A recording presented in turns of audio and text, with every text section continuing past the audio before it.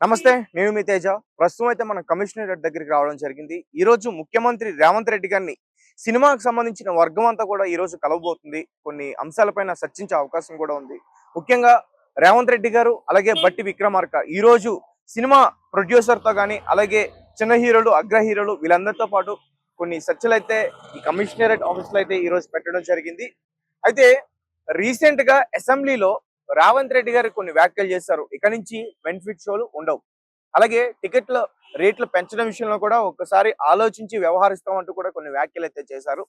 So ఒక్కసారిగా ఆయన అలా చెప్పడం తర్వాత సినిమా ఇండస్ట్రీకి సంబంధించి వీళ్ళందరూ కూడా చాలా భయపడ్డారని చెప్పాలి. ఎందుకంటే అసలు సినిమా మొదటి రోజు కలెక్షన్స్ మీదే ఆధారపడుతుంది. ఆ బెనిఫిట్ షోస్ పడితేనే ఆ కలెక్షన్స్ వల్లే సినిమా ముందుకెళ్లే ఛాన్సెస్ ఎక్కువగా ఉంటాయి. అంటే ఓవరాల్ గా చెప్పాలంటే ఫస్ట్ డే వచ్చిన కలెక్షన్స్ వల్లే కొంచెం సినిమా బాగున్నా బాగోకపోయినా ప్రొడ్యూసర్లు నష్టపోకుండా, సినిమా ఇండస్ట్రీ నష్టపోకుండా, ఆ యూనిట్ నష్టపోకుండా కొంచెమైనా సరే వాళ్ళు ఏదైతే పెట్టుబడి పెట్టారో అది మళ్ళీ వెనక్కి వచ్చే ఛాన్సెస్ అయితే ఈ ఫస్ట్ సెకండ్ డేస్ లో ఖచ్చితంగా కనిపిస్తుంది.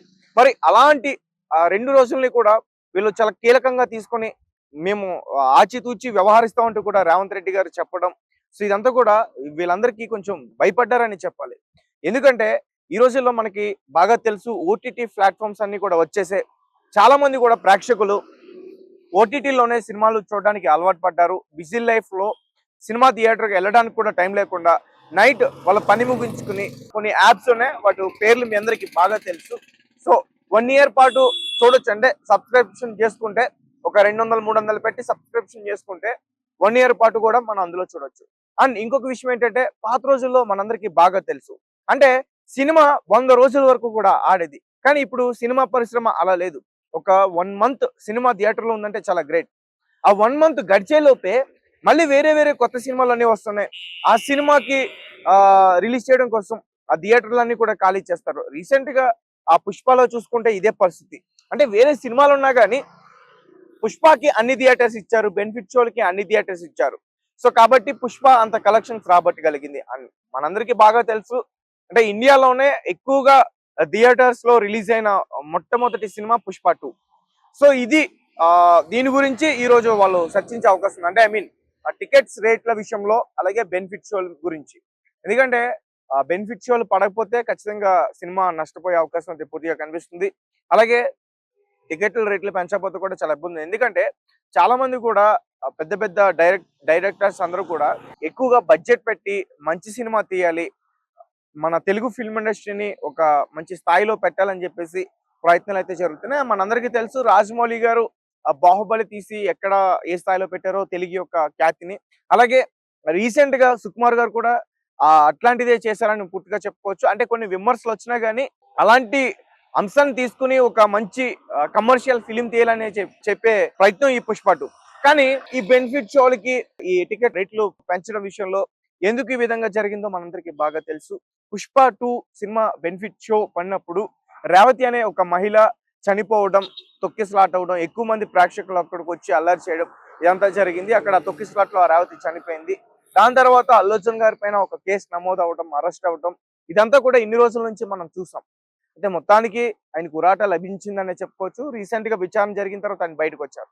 అయితే అల్లు అర్జున్ గారు అరెస్ట్ ఎఫెక్ట్ కాస్త మళ్ళీ సినిమా ఇండస్ట్రీ పైన పడే అవకాశం ఉంటుందా? ఎందుకంటే రేవంత్ రెడ్డి గారు చేసిన వ్యాఖ్యలు ఆ విధంగా ఉన్నాయి. సో కాబట్టి అంటే వీళ్ళందరూ కూడా ప్రొడ్యూసర్స్, డైరెక్టర్స్ అలాగే మొత్తం ఈ హీరోస్ అందరూ కూడా ఏకమయ్యి సో వాళ్ళ ఒక అభిప్రాయానికి వచ్చి ఈ రోజు రేవంత్ రెడ్డి గారితో చర్చించే అవకాశం అయితే కనిపిస్తుంది. మరి కాసేపట్లో అసలు మరి ఏంటి ఈ టికెట్ల రేట్లు సినిమాని బట్టి పెంచుతారా, లేకపోతే బెనిఫిట్ షోల్ని రద్దు చేస్తామని చెప్పేశారు, బెనిఫిట్ షోలు కొన్ని సినిమాలకు మాత్రమే ఇస్తామని చెప్తారా బడ్జెట్ ని బట్టి, ఇవన్నీ కూడా మనం బయటకు వచ్చి వాళ్ళు చెప్తే మనకి తెలుస్తుంది.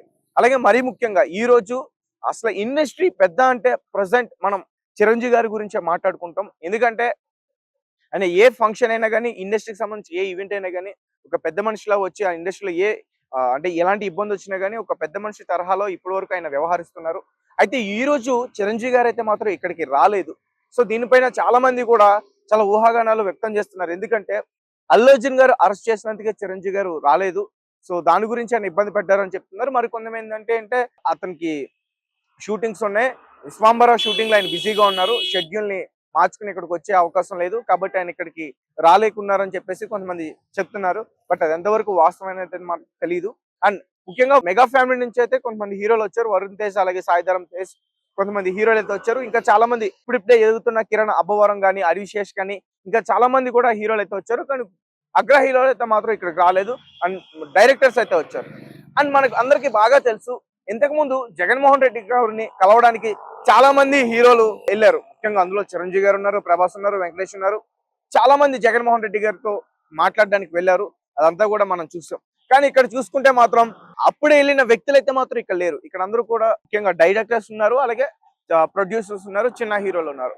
మరి వీళ్ళ పట్ల మరి ఇప్పుడు రేవంత్ రెడ్డి గారు ఎటువంటి నిర్ణయం తీసుకుంటారు, వాళ్ళు ఏ విషయాల్లో చర్చించే అవకాశం ఉంటుంది అంటే ఈ టికెట్ల రేట్లు కాకుండా ఇంకా మరి సినిమా రిలీజ్ అయ్యేటప్పుడు జాగ్రత్తలు తీసుకునే అవకాశం ఉంటుందా,